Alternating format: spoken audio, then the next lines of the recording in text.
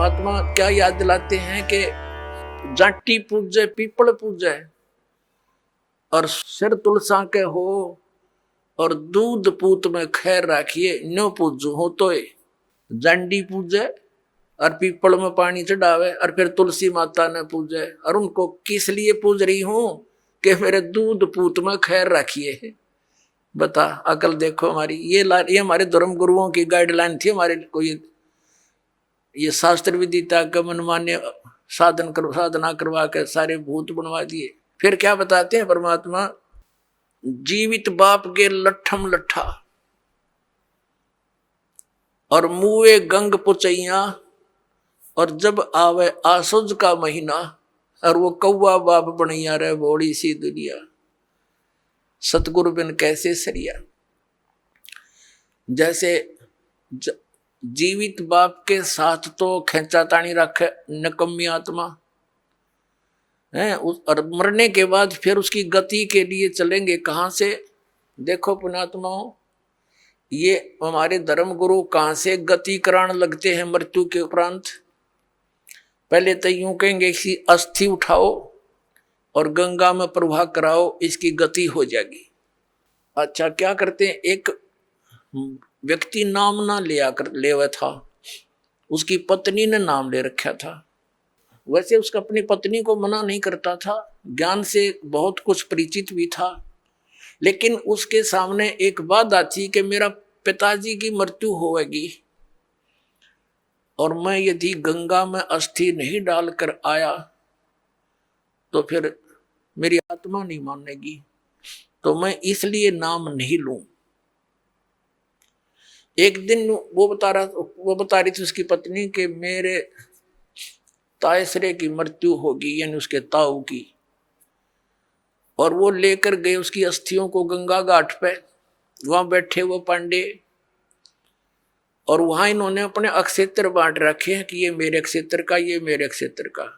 जाते ही पूछ लेते कहां से आए जी, वो बता दिया जी ऐसे ऐसे सोनीपत से आए। अच्छा आज तुम हमारे हो वो पकड़ ले गए। तो वहां जाकर उसने देखा, खोल कर पिछला सारा इतिहास जग बता देते हैं। तो क्या बोले हुए नो, बोले यजमान इब कद बहुत जन्माए रे तेरा गजब भयो। अब उन्हों कह रही थी कि वो बतावा था उसका पति कि मेरा माथा ठनक्या कि दुश्मन तेनू बाट देखा हम रोज मरा। इन्हों कहा इब कद बहुत जन्माए गति करान।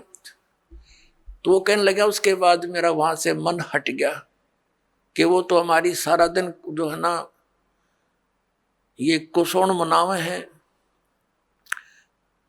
अपने आत्माओं गति करवा दी, किस गति करवा दी कि गंगा में अस्थि डलवा दी, होगी गति। फिर कहें 13वीं करो। 13वीं किस लिए कि गति कराने खातिर। अच्छा वह 13वीं भी कर दी। फिर कहें अब इसके सरहद निकालो। पहले प्रत्येक महीने किया करते, फिर छठे महीने और बड़ा व्यवस्था करते थे, और फिर 1 वर्ष के बाद वो कंप्लीशन होता था, उसका समापन करते थे। 1 साल में पूरे वर्ष लगे रहते थे गति कराने। और फिर क्या करते हैं परमात्मा कहते हैं, प्रेत शिला पैजा बिराजे पितरों पिंड भराई। फिर पिंड भरवा दो, पितरों की मुक्ति हो जाएगी। परमात्मा क्या कहते हैं, जीवित बाप के लट्ठम लट्ठा हर मुए गंग पुचैया और जब आया आसोज का महीना कौवा बाप बनैया रे बोड़ी सी दुनिया। अब फिर आगे श्राद्ध के समय आसोज का महीना। तो जिस तिथि को कोई घर का सदस्य मृत्यु को प्राप्त होता है तो हमारे धर्म गुरु वो तिथि नोट कर लेते हैं। आसोज के महीने में अमावस्या से लेकर पूर्णमासी तक उस किसी भी तिथि को मृत्यु होती है तो उस दिन विशेष कार्यक्रम करते हैं, श्राद्ध निकालते हैं। और सबसे पहले क्या करते हैं, वो बनाकर भोजन ऊपर रखते हैं छत पे, और उसी समय कौवे आकर खा जाते हैं। तो वो क्या कहते हैं हमारे धर्मगुरु, देखो भोग लग गए तेरे पिताजी, हो सकता कौवा बन रहे हो। अरे भले आदमी हो, गति कराने लागे थे, कौवा बना के छोड़ दिया। ये है इनके साधन। अब परमात्मा कहते हैं प्रेत सला पे जा विराजे पितरों पिंड भराई, और बहुत सरहद खान को आए काग बने कलमाई। आगे क्या बताते हैं, जय सतगुरु की संगत करते सकल कर्म कट जाई, अमरपुरी पर आसन होते जहां धूप ना छाई। अब क्या बताते हैं, जय सतगुरु की संगत करते सतगुरु मिल जाते तो ये सारे कर्मों तो पीछा छूट जाता, ना श्राद्ध निकालने, ना भूत बनना, ना कौवे और पशु की योनियों में जाना। और फिर क्या होता, अमरपुरी पर, अमरपुरी जिस स्थान का कभी नाश ना हो, सतलोक सनातन परम धाम की प्राप्ति हो जा, जय सतगुरु मिल जा तो ये झंझट मिट जा सारे। और ये हमारे गुरुजी धर्म गुरु ने कहा श्राद्ध तो अवश्य निकालना चाहिए। इन्हें तो हमारे कर्म बिगड़वाने का ठेका ले रखा था। पुण्यात्माओं, पवित्र हिंदू धर्म के जो सदग्रंथ हैं, पवित्र चारों वेद और पवित्र श्रीमद् भगवत गीता, और पांचवा वेद जो परमात्मा कबीर जी की वाणी जो उनके मुख कमल से बोला गया, उसमें कंप्लीट ज्ञान है, सभी सदग्रंथों का सारांश है। वो तो इनके हाथ नहीं लगा, क्योंकि उन्होंने इन संस्कृत के ज्ञाताओं ने वो तो रिजेक्ट कर रखा था। कबीर साहब की वाणी तो एक अशिक्षित की वाणी है, इस करके वो हमारे पास, हमारे तक नहीं आने दिया। तो इनमें जो पुराण है, ये पुराण क्या चीज है, ये चारों वेद, उन चारों वेदों का सारांश श्रीमद् भगवत गीता। लेकिन श्रीमद् भगवत गीता में कुछ अटकल युद्ध कराने के लिए इस काल भगवान ने लगाई है, वो अलग से दिखाई देती है। और जो वेदों से मेल खाता वो गीता जी का ज्ञान खरा है, बिल्कुल सत्य है, क्योंकि वो वेद ज्ञान गॉड गिवन है, परमात्मा का दिया हुआ है। तो हमने परमात्मा के आदेश का पालन करना है। और पुराण क्या है, ये ब्रह्मा जी द्वारा दिया गया ज्ञान, ब्रह्मा जी से सुना, फिर कुछ अन्य ऋषियों ने किसी और से सुना हुआ ज्ञान, वो सब खिचड़ी बना के पुराण बना दी।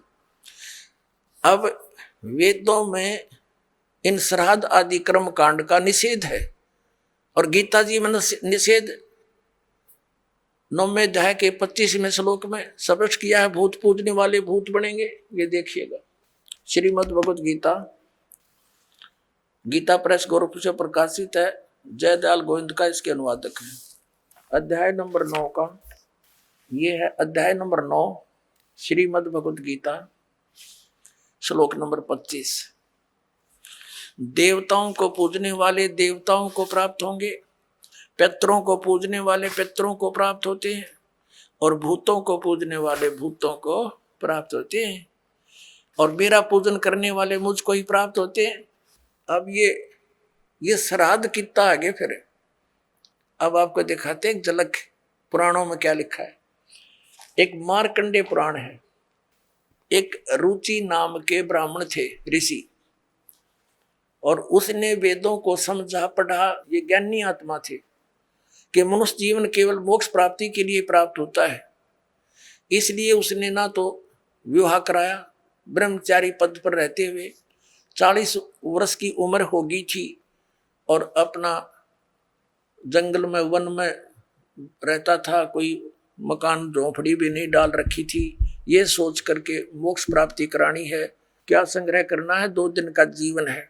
अब वो वेदों अनुसार साधना कर रहा था, रुचि ऋषि, और उसके जो पिताजी, दादाजी, परदादाजी, चौथा दादाजी वो मर चुके थे, वह भूत बन रहे थे, और वह भी ऋषि थे, ब्राह्मण थे। उनने भी ये कर्म कांड करे और करवाए थे, तो भूता बनेंगे वह। तो वो चारों दिखाई दिए और कहा, बेटा तूने विवाह क्यों नहीं करवाया, विवाह करवा के तुम हमारा श्राद्ध करता है और हमारी गति हो जाती। अब रुचि कहने लगा कि पितामहो, वेद में तो ये मना कर रखा है, ये श्राद्ध श्रुद्ध निकालना, ये कर्म कांड करना, ये तो मूर्खों का मार्ग है। और वो पितर भी कहते हैं, बेटा है तो ऐसा ही, इसमें कोई संदेह नहीं, मिथ्या नहीं है, सच्चाई है, लेकिन हमारा क्या होगा। अब तुम बाढ़ में जाओ, थारा क्या होगा, आप मरे, अरे पुत्र और मरवाने के लिए तैयार करे। या देखो मार्कंडे पुराण, ये गीता प्रेस गोरखपुर से प्रकाशित है।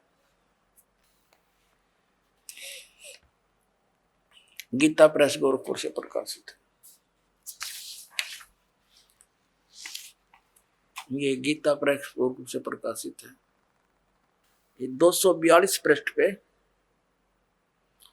संक्षिप्त मार्कंडेय पुराण, रोचे मुनि की उत्पत्ति कथा।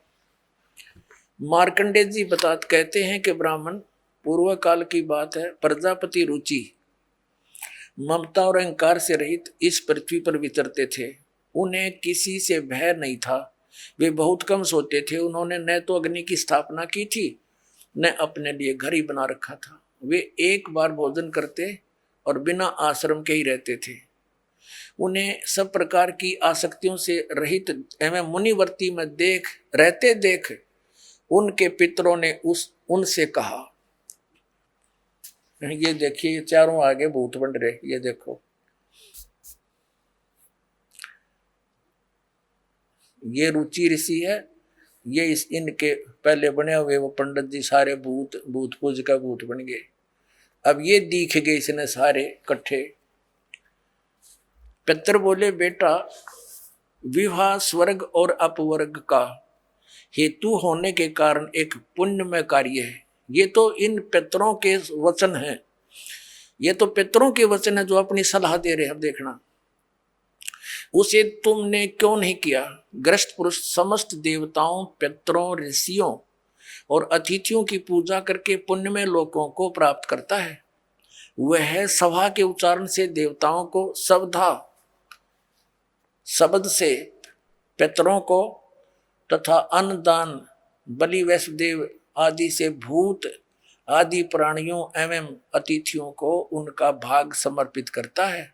बेटा, हम ऐसा मानते हैं कि गृहस्थ आश्रम को स्वीकार न करने पर तुम्हें इस जीवन में कलेश पर कलेश उठाना पड़ेगा तथा मृत्यु के बाद और दूसरे जन्म में भी कलेश ही भोगना पड़ेगा। रुचि ने कहा, पितरगण, परिग्रह मात्र ही अत्यंत दुख एवं पाप का कारण होता है तथा उसे मनुष्य की अधोगति होती है, उससे मनुष्य की अधोगति होती है। यही सोचकर मैंने पहले क्षत्रिय संग्रह नहीं किया। अब यहां देखो, पितर बोले, बेटा जितेंद्रिय होकर आत्मा का प्रक्षालन करना उचित है, किंतु तुम जिस मार्ग पर चल रहे हो वह मोक्ष मार्ग है।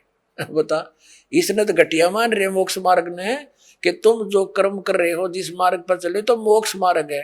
हरि हम बतावांगे पितृवृंद का मार्ग। देखिए, रुचि ने पूछा, पितामहो, वेद में कर्म मार्ग को अविद्या कहा गया है। जो तुम सलाह दे रहे हो वो कर्म कांड, श्राद्ध श्रूद निकालना, पितृ पूजना, वो तो मूर्खों की विद्या, अविद्या का है, मूर्खों का सलाह कही है। फिर क्यों आप लोग मुझे उस मार्ग में लगाते हैं। पितर भी कहते हैं, पितर बोले, यह सत्य है कि कर्म को अविद्या ही कहा गया है, इसमें तनिक भी मिथ्या नहीं। फिर थारा सर बच गया, फिर क्या रह गया बता भाई। ये हमारे पुराणों में लिखा है। अब इस बात को पितर भी मानते हैं। आप जो साधना करें तो मोक्ष मार्ग है, और आप फिर उसको सलाह दे रहे हैं भूत पूज, श्राद्ध निकाल, ब्याह करवा, अरे यो नरक मार्ग है। और आप भी मानते हैं कि आप जो मार्ग अपना रहे हो तो मोक्ष मार्ग है। और रुचि कहता है वेद के अंदर तो इसको अविद्या मूर्खों की साधना बताइए, तो पितर भूत पूजना, श्राद्ध निकालना, और पितर स्वीकार भी कर रहे हैं, कहा ऐसा ही है, इसमें कोई मिथ्या नहीं। फिर ये बकवाद गढ़ रखी, अगर ऐसा कर लो, पितर ऐसा कर देते हैं, पितर पुत्र दे देते हैं, टट्टू दे देते हैं, अपा भूखे मरे, बतावे हम मूर्ख बना रखा है।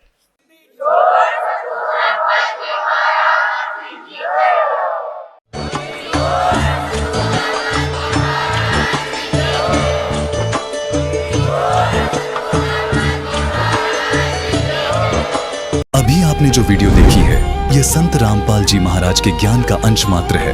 अधिक जानकारी के लिए डाउनलोड करें संत रामपाल जी महाराज ऐप व सब्सक्राइब करें संत रामपाल जी महाराज यूट्यूब चैनल।